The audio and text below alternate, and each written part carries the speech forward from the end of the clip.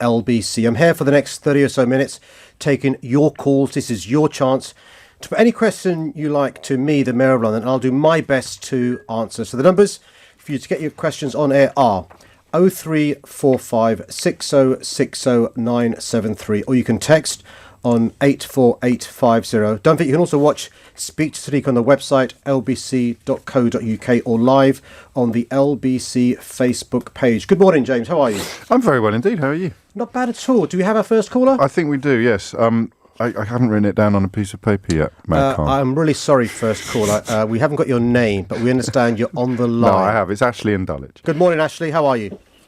Hello, Darren. How are you? Not bad at all, Ashley. You got a question? Sadiq, do you believe that Boris Johnson should reveal where this £15,000 present came from? He should, honestly, and accurately. And I'm sure as the day proceeds, we'll find out who really donated the gift of a all expenses paid trip to the Caribbean to spend his Christmas holidays. I think, if it is the case that he's made a mistake or an error, I think it's not sustainable for that to continue during the day. Ashley, have you ever been offered a gift of a holiday in the Caribbean during the Christmas holidays? No, and I work for a private company. Yeah. If I was offered that by somebody bidding on a contract or something like that, my boss would ask me, "Well, is it going to affect your decision making?" Would ask me who it was, why it was given, and what happened. I've obviously got a very dim view on it, but I think I've got a dimmer view on that. Some of the public seem to think that it's okay just because we like somebody that this happens.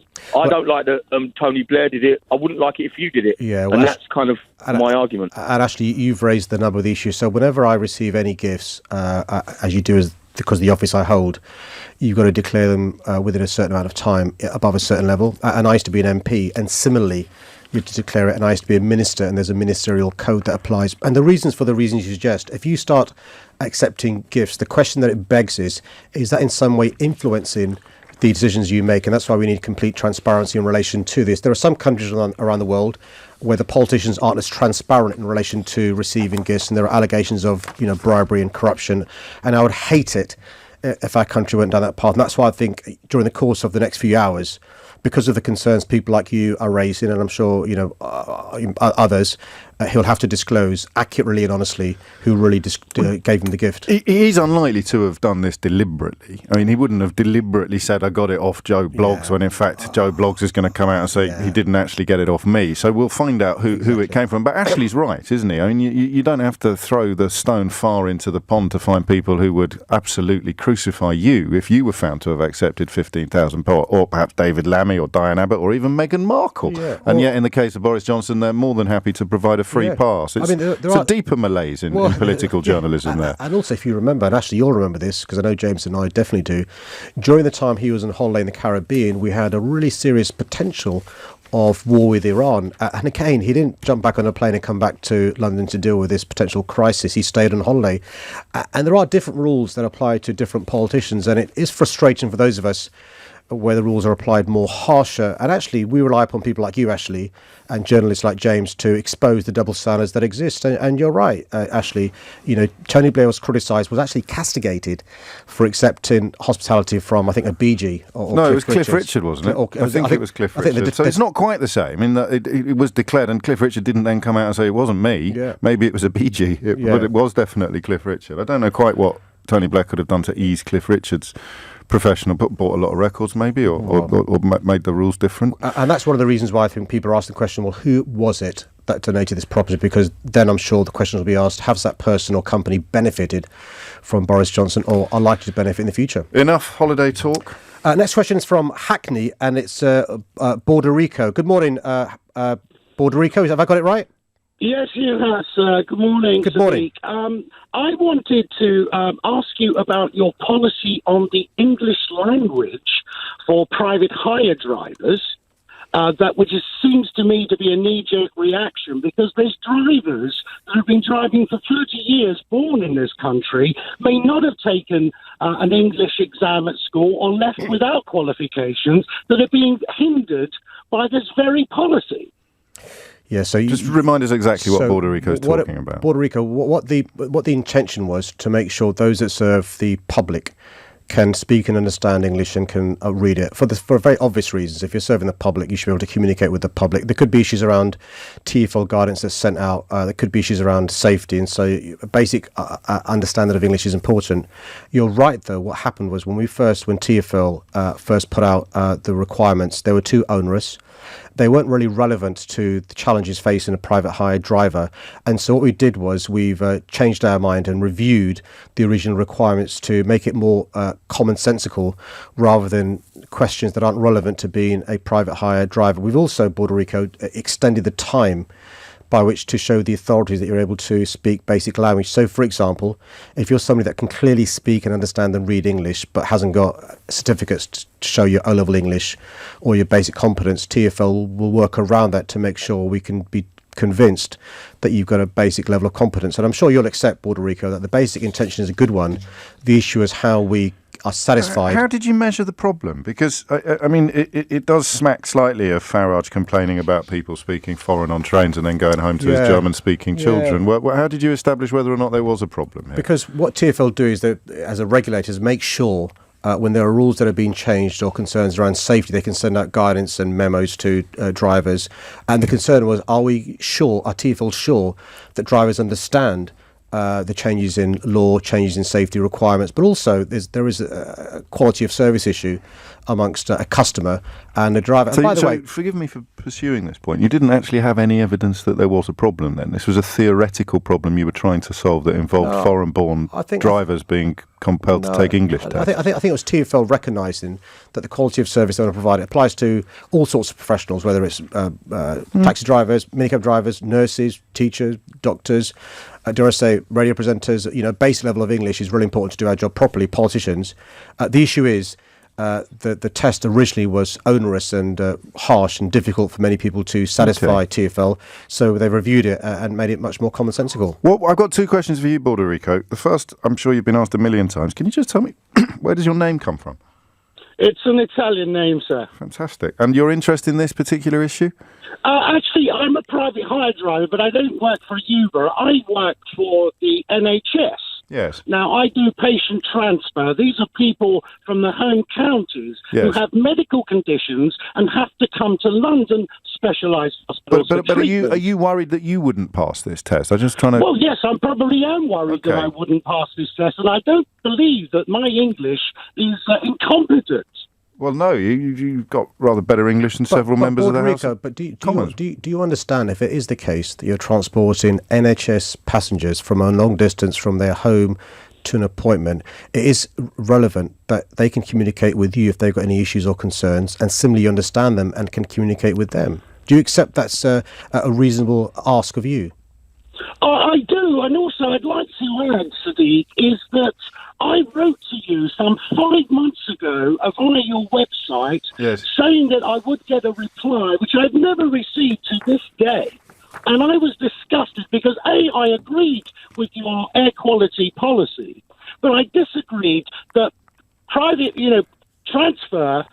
patient transfer drivers like myself that have a PHV license also have medical licenses for basic life support. We have to carry equipment on board. But yet we don't come into London and drive around London. We remain at the hospital. But what is it? I'm so sorry. I'm not fully grasping your grievance. Is it that have you tried the test and failed it?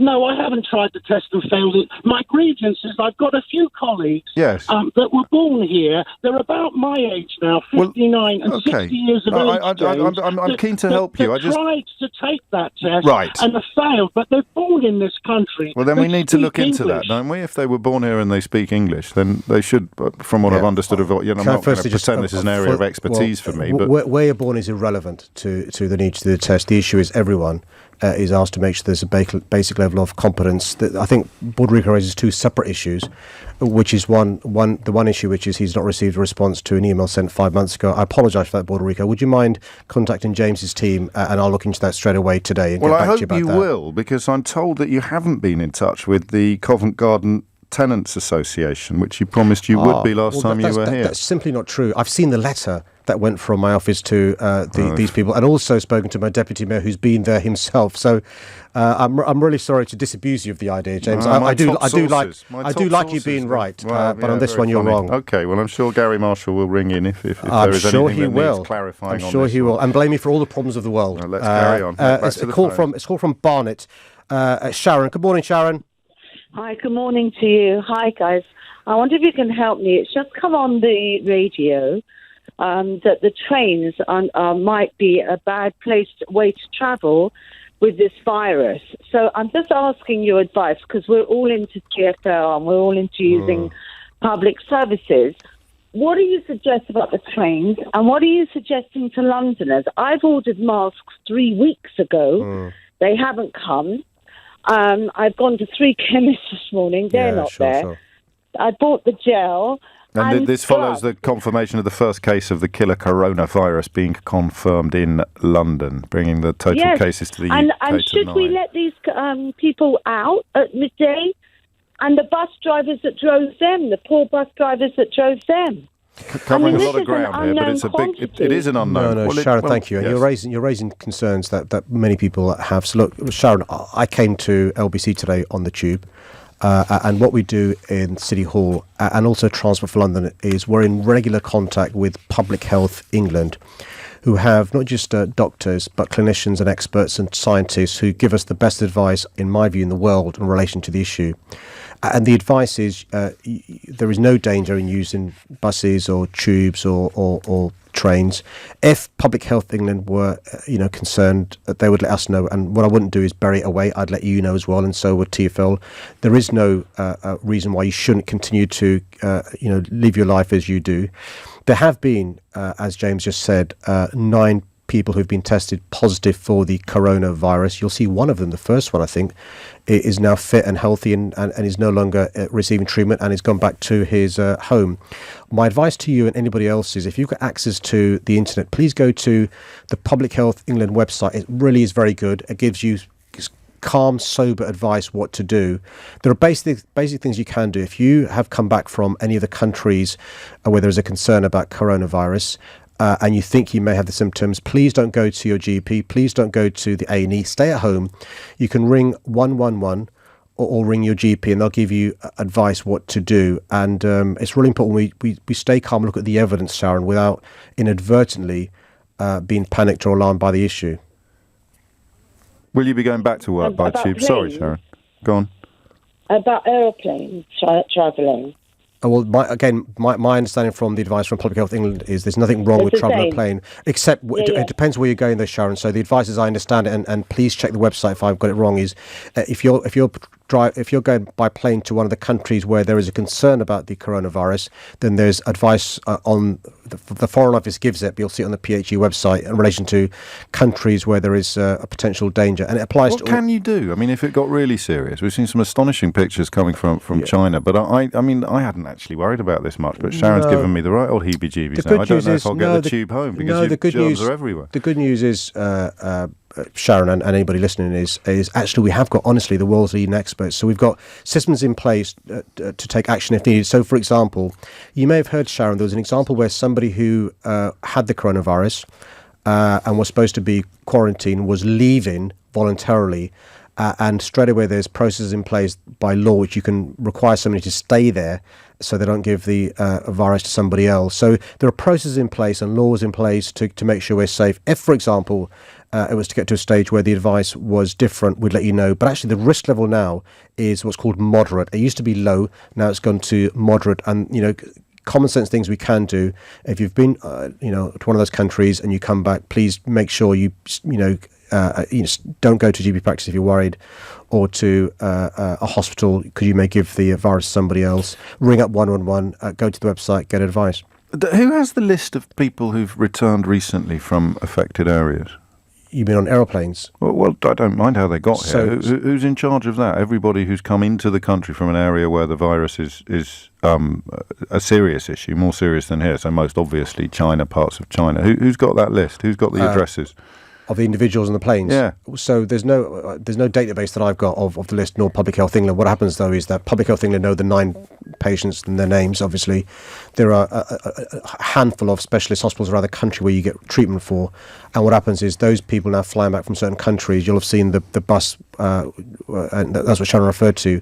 That was the one going to the Wirral, correct. I think. So, and they've all now been given all clear. Exactly but right. that was volunteers who chose to fly back on an officially sanctioned and commissioned aeroplane. So, I mean, certain airlines it may not be your responsibility, but people like Sharon and now me are worried that no one's actually got a handle on. I mean, so what if my next door neighbour got back from China last night? Just to reassure you, I mean, and the government, has got systems in place. Cobra did meet on the first day, and what's happened, Sharon, is what Cobra would have done is coordinating with the airlines who operate in certain countries. Some airlines, by the way, you'll have seen have reduced flights or stopped flights to certain parts of the world where there is a concern, and they too take it seriously. There's a responsibility in the airlines. There's a responsibility in the airports, and what Cobra does, what the government does, is coordinate these things.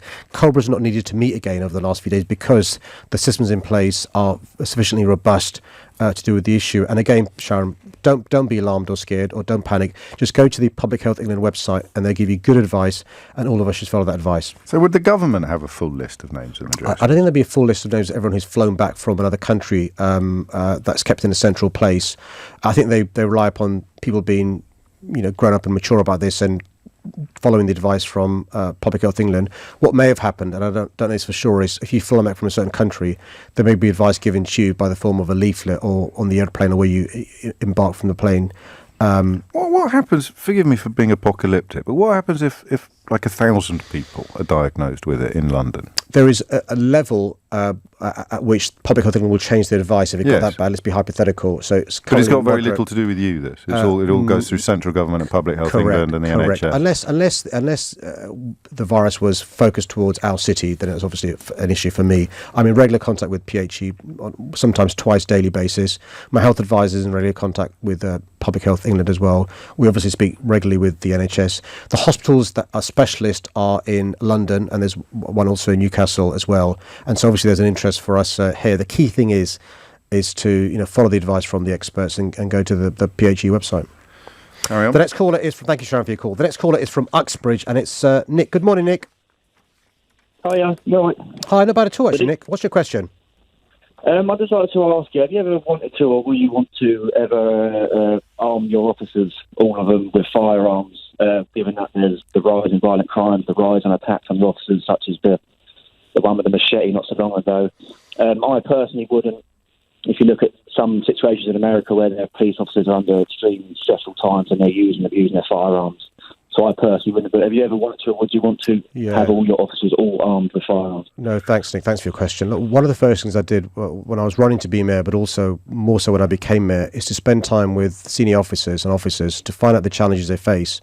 Because one of the biggest responsibilities I have is to make sure our police are safe. They are, I've said before, under-resourced, overstretched, but they literally, Nick, they literally go to work each day knowing there's a possibility they will suffer personal injury and ultimately could lose their life. So we've got to make sure, and I've got a duty of care, that they are safe.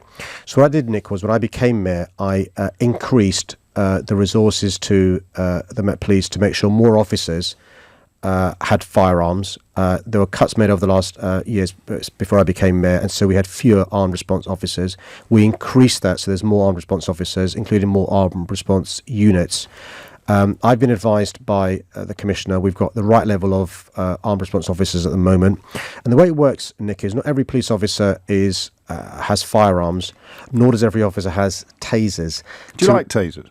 I don't like them. I don't like firearms either, but I think they're a useful device. Do you like them as a law enforcement I think they're really important for police officers who are trained to use them, to have them. I've seen many examples where they've been used to, I think, save lives, not just of the police officer, but members of the public. And we've increased two things, Nick. We've increased the number of officers who've got firearms, but also I've increased the number of officers who have tasers. And so by next month, we'll have, I think, almost 7,000 officers with tasers, around 2,000 with firearms.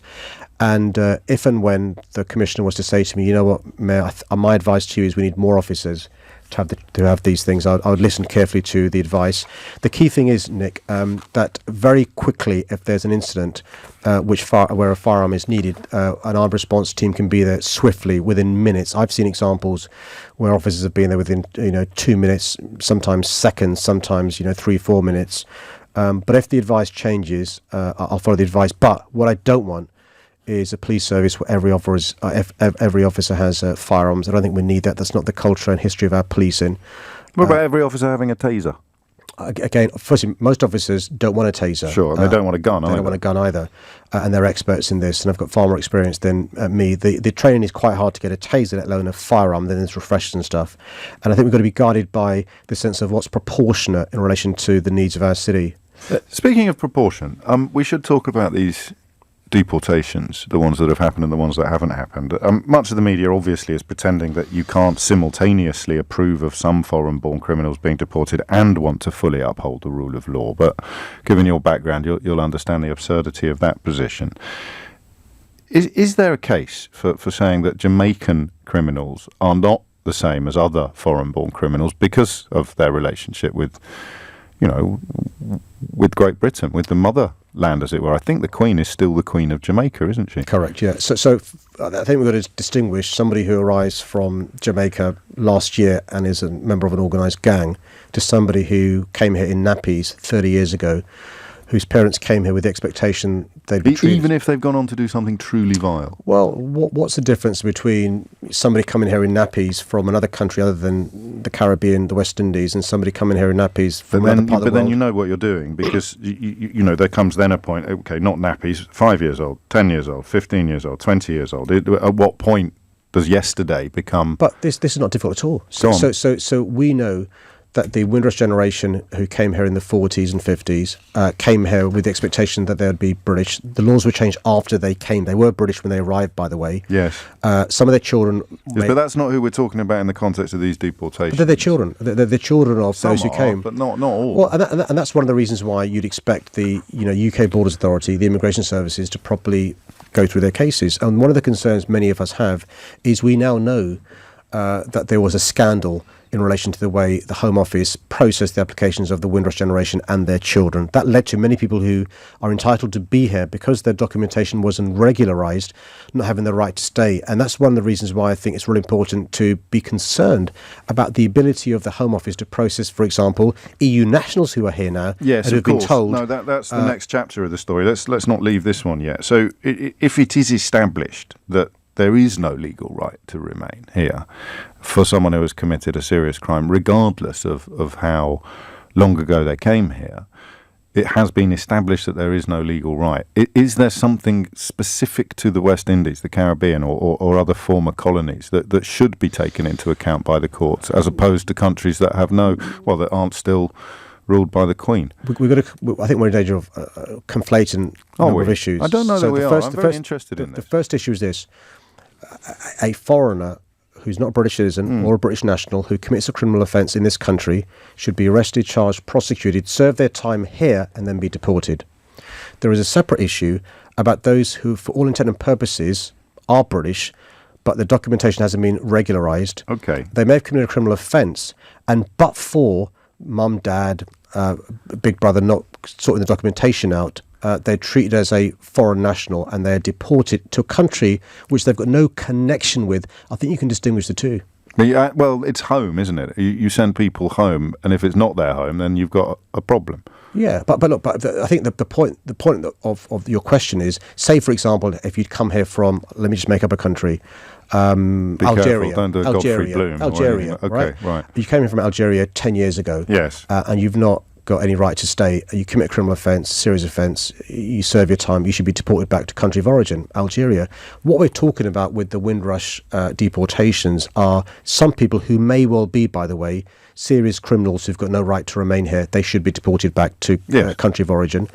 Others who have got a right to stay here, but for documentation not being regularised, would be here. And they're being deported to a country they've got no connection with. And that's where the concern is. But also your appeal rights are from country of origin rather than here. The better thing to do is just pause. There's no rush. Pause. If need be, they can be kept in a detention centre if you're worried about them fleeing. process the application, give them the right to appeal, make sure they've exhausted the right to appeal, and then you can deport them back. What is the haste to remove somebody when we do know we've got centres where you can detain people? So you do, due process. Exactly right, due process. Rule of law, exactly. At the end of which Absolutely you right. would have no problem with anybody found genuinely to have... Yeah, absolutely. By the way, I'm a firm believer. I'm a firm believer in foreigners who come here, commit offences, having due process, serving time here, then being sent back to country of origin, or if there's a guarantee they will serve time in country of origin, them serving time there. What we can't have is a situation where we don't give people due process. They have to appeal in country of origin where they've often got no money, no possessions, nowhere to live. We're lucky. The language spoken in Jamaica is English. But actually, many people have no connection and won't know how to exist in Jamaica. What did you think of Jeremy Corbyn's question yesterday to Boris Johnson about one rule for blonde-haired white boys born in America who commit crimes, even though they haven't been convicted of them, and another rule for young black boys born in Jamaica who commit crimes and have been convicted? Look, I think there's different ways of making the point about the double standards. It's quite a useful device to paint a picture of the double standards that apply. One of the things that's quite clear, though, is the British public understand, are respectful, and have a huge gratitude for the Windrush generation. They literally came here the year the NHS was formed. There's a connection between the NHS and the contribution made by the Windrush generation. You just used the word conflation to describe my question. Conflating the Windrush adults, the Windrush generation, with people that arrived here from Jamaica 20 years after Windrush and then committed rapes and murders is a little bit disingenuous, isn't it? Well, no, because until the Immigration Act changed, if you came from one of the former British Empire, the Commonwealth, the rights you had were different to other countries. So when you came here, you were British. And often your parents, the reason why you came 10 years afterwards is because often what happened was mum or dad would give you to grandparents to raise you in the West Indies while they came here. You'd be separated from mum and dad because they were working all the hours God sends. You then were able to save money to get a property and had the space to bring child over. Send for your children. Exactly right. Exactly right. So we watch with interest. But again, to end at the beginning, why do you think so many people pretend not to understand that you can be in favour of deporting foreign-born criminals and be in favour of fully upholding the rule of law? Because this is what Corbyn was kind of hinting at with his double standards line of questioning. Yeah, well, there is all sorts of double standards around, and one of the things that upsets people is when people seem to get away with it. So I'll give you another example. One of the reasons why I think why Jeremy Corbyn went to this issue was we now know that some members of the cabinet have taken Class A drugs, and we also know if people in deprived parts of our city were arrested taking Class A drugs or confessed taking Class A drugs, they may well be charged, prosecuted, get a conviction, and their life chances will be less good than those who come from certain backgrounds and openly admit to taking Class A drugs. Staying with the Labour Party, are you prepared to endorse a candidate yet for leader? I've not yet decided who I'm going to vote for. There's still 6 weeks. There's still 6 weeks to go. Well, the candidates are rubbish. No, you claiming you haven't decided who you're going to vote for. I genuinely haven't. I think it's really important that Who have you ruled out? It'd be unlikely that I would vote for Rebecca Long-Bailey. You could vote for Starmer, Nandy or Thornbury? Yeah, and I declare an interest. I think it's important in the context of the first caller to declare interest. All three of them are friends of mine. Okay. I've worked with all three of them. I've known Kieran Emily for 25 years. I've known Lisa for 10 years. Should be really easy to pick one then. Well, it's because they're all very impressive. Well, it's because you've got personal knowledge of them, but it should be easier to pick one. If you'd never met any of them or heard of them before, I could have some sympathy for your claim to be confused. There are still 6 weeks to go, and I'm sure they'll be coming in LBC to set out their stall, and I'll be listening carefully. There's a hustings in London. There is. This Sunday, which I'll be paying attention to and stuff, and it's really important we properly test them before we choose who's going to be the next leader of our party. I want the next leader of our party to be the next Labour Prime Minister at the next election rather than the one after that. One more question, I think. The next caller, I think, is Thomas. Good morning, Thomas. Hello, Mr. Conser. Good morning. Good morning. My question is regarding to the terror attack in December 2019. Yeah. Firstly, I commend the way you and the police actioned that terror attack, and it was very, very, very, very good. My question is, both my children, my wife and children, my daughter at 14 and my son who's 12, were yards away from that incident on the bridge itself. Mm-hmm. And my question is, what it is, my daughter basically had anxiety before going down into London of this attack. Yeah. She was sort of nervous. Then her worst nightmare came true on the bridge. It actually happened yards away where she was. At the moment, so the long story short, they went down on that. They've come back and they're saying now counselling to a counsellor, which is obviously a bit of help to make sure that, they don't sort of turn radicalised towards whatever, what's going on. But my question is how do I now convince my children, my 14-year-old daughter, 12-year-old son, to now return to such a great city in London when they both turned around and said they will never go at such a young age back into that city? Well, Thomas, firstly, thank you for ringing up and raising such an important issue. And I'm really sorry that your children witnessed what they witnessed. There's nothing more upsetting, I speak as a parent, than having your children be unwell, being anxious. And I know how upsetting it is when you feel you can't help them. Look, the first thing is, well done for making sure they get professional advice. Anybody listening who's worried about their own personal safety or thinks they're suffering from anxiety or other issues, victim support are there to help. So if your own GP can't refer you to a counsellor, please go to victim support. They've got specialist trainers there who will talk you through and advise you with assistance, even if you're not a victim yourself. Thomas, so the attack in November was very upsetting. Even if you weren't on the bridge, in real time there were images on social media of people recording on the buses what happened, and in real time, we were seeing officers shooting the man who committed the offences, the terrorist, and then we saw it in the news and the newspapers after. So I can understand why your children be even more distressed that they're on the bridge. What I can say to you in relation to safety of London is we are a city that I'm afraid has suffered too many terrorist attacks in the last 3 decades. Since 2017, though, we've had a number of attacks that have been thwarted because of the brilliant work of our police and security services. And thank you, by the way, for what you said about our police. They do a remarkable job, and I'm really proud of them. The bad news is that there have been 25 attempts in our city, 8 of them, just so you know, from far-right extremists, 16 from so-called Islamist extremists. And again, the bad news is that cities across the world, London, Paris, Berlin, Brussels, even in America, Florida, New York, are targets of terrorists. They hate our way of life. They want to divide our communities and destroy our way of life. And so what I can reassure you about is a number of things. Firstly, that the government and City Hall are giving our counter-terror team and the police the resources that they need. Not enough, but as much as we can. We've got expertise in the police and security services to thwart attacks, and when they do occur, to minimise the deaths that occur and the serious injuries. But also, one of the things, Thomas, that terrorists want us to do is to change the way we lead our lives. If you think of the literal translation of the word terror, the terrorists want to terrorise us, so we stop doing the things that we do. And I don't want to sound flippant in relation to your daughters, because I know how upsetting it is. But over a period of time, the counsellor will advise your children of things they can do to restore their confidence in the big city and on bridges as well. And it will take time, Thomas. My job with the police and security services and the government is to build up the confidence of your children and to reassure them that as far as global cities goes, London is one of the safest, if not the safest. Thomas, is there anything I can do? Would they like to come? Would they like to come and visit here? I'm not LBC, I imagine, if they're 14 and 12. But there's usually a popular beat combo hanging around in reception. I think JLS are there this morning. Would that? I mean, just to sort of just to help a little bit when they're ready. I'd be delighted to assist with them. That'd be wonderful. Yeah, I mean, it's convincing them to do that. I mean, a prime when example they're ready. is yes, please, yeah. I mean, a prime example. It's any busy place from London. Then, I mean, we've travelled all around the world as a family. Sure. We were a big Great Britain ice hockey game this weekend. Oh, yeah. Me and my son, and he was obviously on the bridge at the time.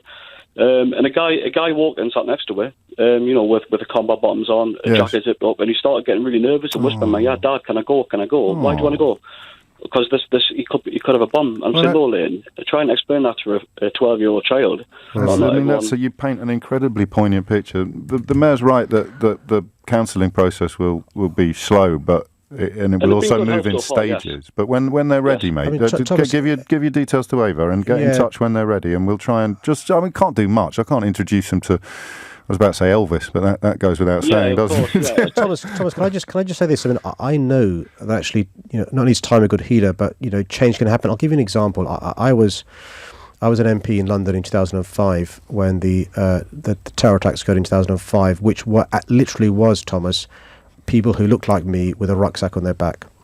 And not only did we have lots of nervous Londoners on the tube and buses for reasons that I perfectly understand, by the way, Thomas, but I had people avoiding sitting next to Asians with rucksacks or people with beards. And so there are two sides to this. And so, and I worry about the impact of the coronavirus and how we treat people who look Chinese. And so I'm not patronising you, I hope, Thomas, or lecturing you.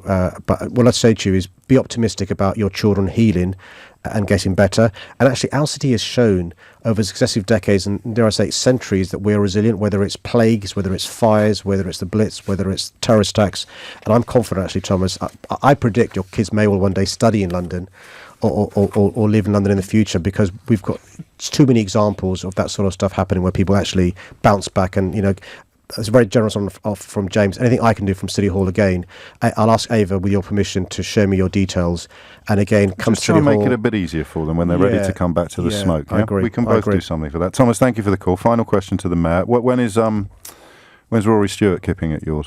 Well, can I make the serious point? Which is, it's a serious question. I know some people may not like this, and it may make life dull for journalists, but the election on May the 7th is a two-horse race between me and the official Tory candidate. And, there'll be candidates who, say and do and have or are gimmicky and outlandish. That's not fair. But the important thing for me, as somebody who wants to stay being mayor, is to focus on who the real opponent is, rather than commenting on, sort of gimmicks from others. Well, if I was spooked, that's what I'd say. Yeah, but come on, listen, let's have a serious debate about the two people who realistically can be the mayor on May the 7th. Because my concern and the lessons from December the 12th is we get distracted by smaller parties, by independents, and we lose sight of the bigger prize. And what I'm saying to Londoners through you is it is a two-horse race, and people may not like it. And I know it means that the election is not interesting for journalists like you, James, but my job isn't to make it interesting for you. It's to make sure that Londoners have a clear choice between the two candidates who are most likely the cut of Rory Stewart's jib. You can't just dismiss him as a gimmick. The campaign's going to begin. He had a fair crack at being Tory leader not long ago. He came seventh. But you know that there was some sharp practice in votes being transferred. He's made look, trust me, I speak to the public every day. Well, sure, well, so do I. He's made a connection. Well, James, I know it's interesting for you as a journalist. Stop saying that. It's interesting for me as a Londoner. Well, it's patronising to Londoners when you have somebody who finished 7th persuading you, a journalist, to ask me, the mayor, questions about somebody who's not going to be one of the two horses. Look, your question was, do you want... So what about, can I ask you about Siobhan Benito? With respect, you didn't ask me about her. With respect, you asked she's me. Not a horse either. I know, listen, well, let's talk about the other candidates when the election begins, but it's a two-horse race. I'm quite clear in relation to my record over the last 4 years. I'm quite clear about the choices Londoners have. And if you want to ask me the question about sleeping in people's houses, I can promise you this. Go on. If you vote for me, I promise not to want to come to sleep in your house. Mayor London Sadiq Khan, many thanks indeed. Cheers, mate. It's 10:41. This is LBC.